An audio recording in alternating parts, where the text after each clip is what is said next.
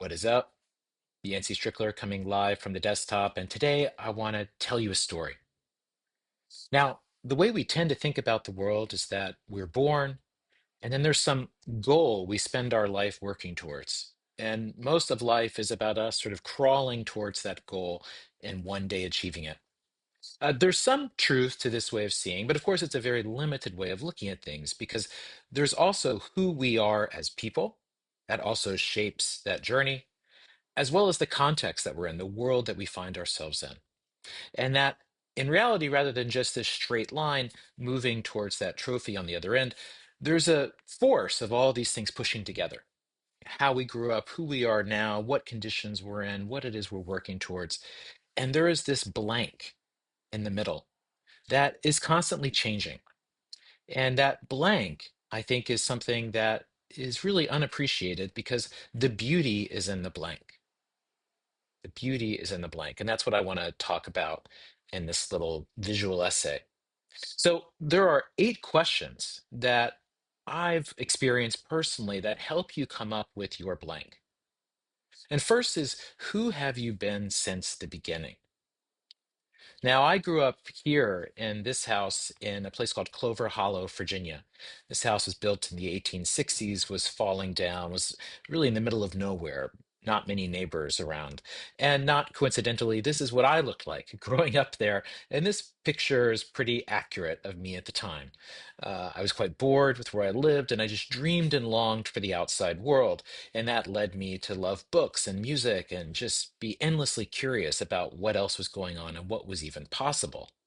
And it was that drive that ultimately led me to move to New York City after I graduated college, kind of a last minute decision. And I started to hack together a very modest living, but writing about music and culture for places like these. And eventually that led to meeting a new friend, Perry Chen, at this restaurant in Brooklyn where we became friends and he shared with me the ideas behind Kickstarter, and that project began. But if I look at who I've been since the beginning, there's always been that push of kind of someone from the outside, endlessly curious about the world and just trying to find their own way. And that leads to the second question, which is learning, what do you think you know? And I say, what do you think you know? Because often what we think we know, we don't. And there's a humbling process as we go about that. And this was the case with the very beginning of Kickstarter. This was a design that Perry made back in 2001, 2002, an initial sketch of the idea, but it took us a long time to get the site actually live because back then you needed a server room and some guy with a ponytail outside to even have a website. Kickstarter started so long ago that there was a MySpace strategy that was a part of how we thought about the project. And so we tried for a long time to make this happen, and it wasn't easy. There were many moments of reaching what felt like a brick wall. It's a photo of Perry during one day after we'd had a long series of meetings. And so in this process, you learn what you think you know and you learn what you don't know, and there is a humbling that happens. But finally, I think what occurs, the breakthrough, is you learn how can you be useful to others.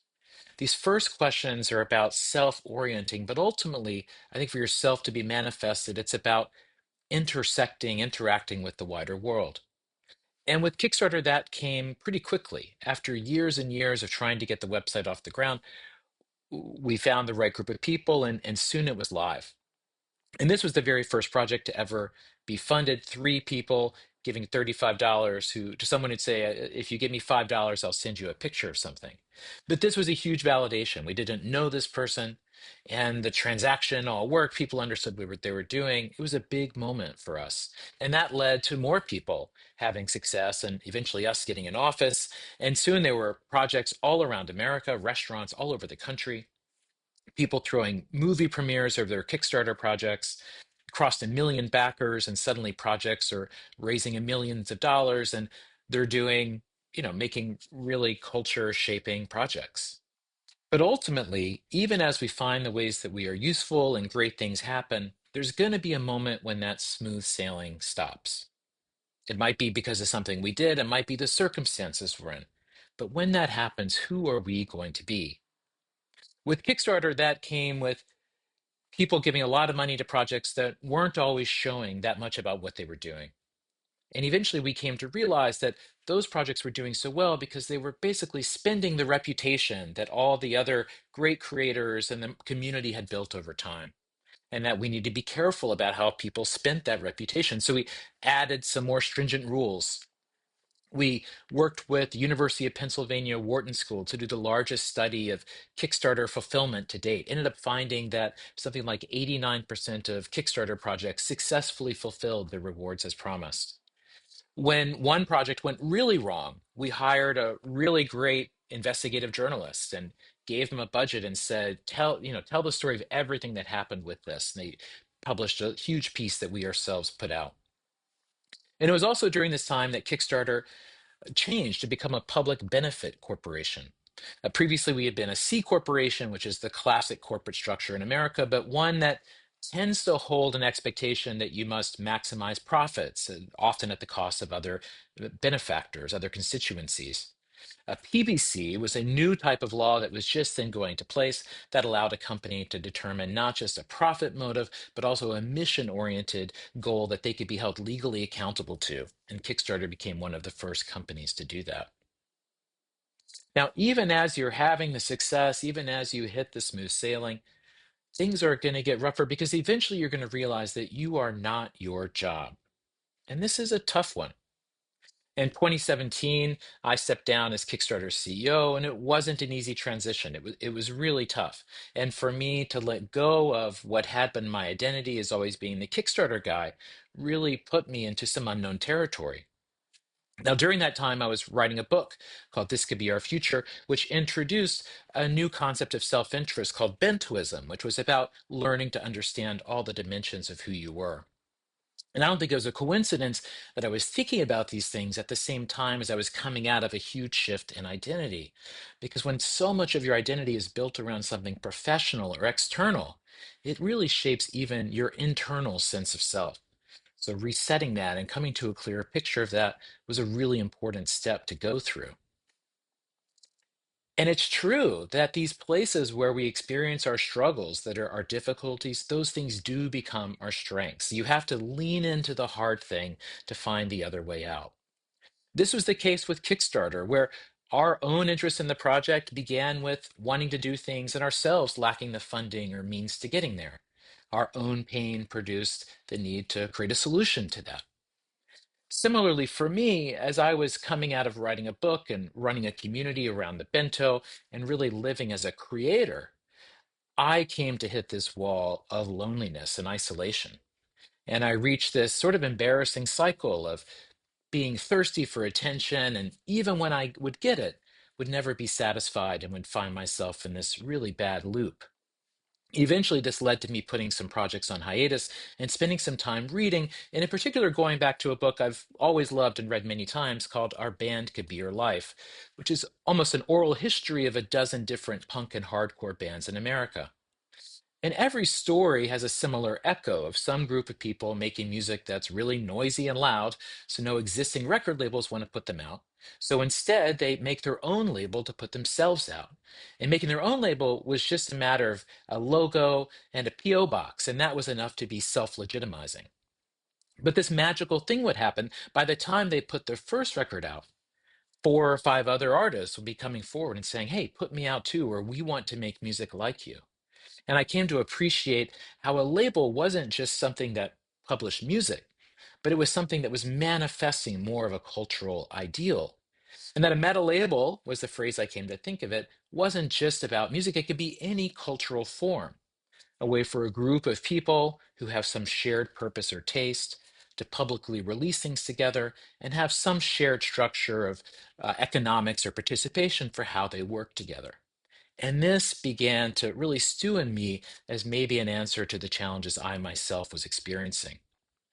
And that's led to the project that I'm working on now of MetaLabel, which helps creative people release work together. And I ended up making exactly the structure I was looking for, a way for a group of people to release work, like books in the case of this project that I did, as well as to split the money and share it together so that money could be automatically distributed between groups of people and making that collaboration process and being in a shared context much easier than ever before. Now, that has been my focus for the past couple of years. But what's been interesting is trying and learning what it means to put all the pieces together. Now, we tend to think of narratives as things looking forward, like a story of our life that we're going to fulfill. My experience is the opposite, that narratives are things that we look and see when we look backwards. All of these things I've shared along this journey so far, I would say every single one of them, I've been generally blind to the choices I'm making. I'm just doing what feels right in the moment. But eventually enough things accrue and you start to put the pieces together and see something new. Now, this has been the case with the Dark Forest Collective, the one of the projects I just showed of a collective of writers putting out work together. And we've had so much success together as a group, I came to realize that I needed to create some sort of legal structure for how we should operate. But when I looked at the existing options, like an LLC or an S Corp or a C Corp or a nonprofit, they all had their limitations. And so I started thinking about that experience with public benefit corporations and watching how people before were able to create a new structure. And so I began working with a team of collaborators for the past year to work on a project to make a new structure for creative work that we call an artist corporation or an A Corp. Now, an A Corp is a for profit entity made by and for creative people that takes many of the best elements of LLCs, S Corps, nonprofits, and C Corps and puts them into a package that gives creative people the same economic tools that everybody else has. So if we imagine this meta label I showed before, a group of people releasing work, sharing money, having a splits on what they release, if you suddenly empower them to become an A Corp, an artist corp, they gain more capabilities. Now they have the ability to own their IP, own their business, manage their brand through the A Corp, through this legal structure. They could also set aside money to pay for health insurance. They could even receive both for profit funds as well as nonprofit forms of funding into their treasury. And if a label or a bigger commercial entity were to come along, rather than just selling the intellectual property rights of their work as they've done in the past, as an A Corp, they're able to issue shares and equity. And so it could be more like an investment situation where that label or entity could make an investment into that A Corp and allowing both parties to benefit if things went well. Now, to make artist corporations a reality means passing laws, state laws. And our goal is to pass a first state law in 2026. You can learn more about this project at artistcorporations.com. And what I've come to realize, thinking of that narrative that builds over time, is I've gone from being this sad boy to suddenly finding myself as a squad boy, and now seeing what it looks like to lift the ceiling of potential for us. What it looks like as we graduate from the solo creator to the group of people working together to actually more like the Disneys and Pixars of the 21st century will be A Corps that we make together. But what I also reflect on looking at this is that I think about that person I was at the very beginning and think, that person is still here. It's still been me talking to myself, applying my same lens I've had from the beginning about how I see the world. And yet the circumstances in the world around me has changed. And this leads to what I think is the most important and biggest question. Who are you if there is no trophy? Throughout life, we're crawling. We're crawling towards this trophy. This is what we're raised, especially in the West, to think a good life looks like. And there's many valid reasons for that. The trophy often comes with money, which is something that we need. And certainly when we don't have money, when we grow up poor without a lot, getting that, putting our own oxygen mask on first, taking care of ourselves, makes sense. It is the right thing to do.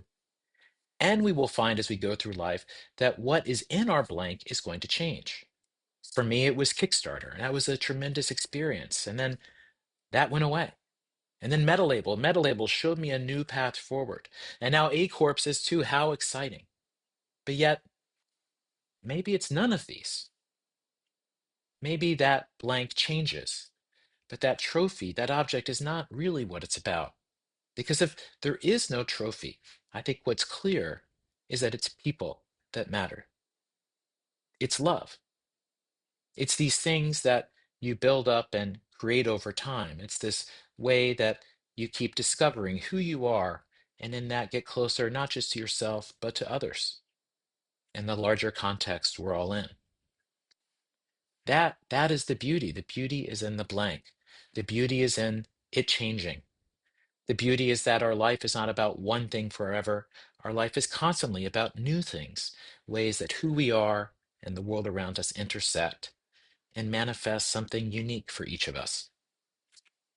So, those 8 questions to fill in your blank. Who have you been since the beginning? What do you think you know? How can you be useful to others? Who are you when the smooth sailing stops? Who are you without your job? Our conditions create the condition, our struggles create the conditions of our progress. What if you tried putting it all together? Who are you if there is no trophy? Thanks for watching.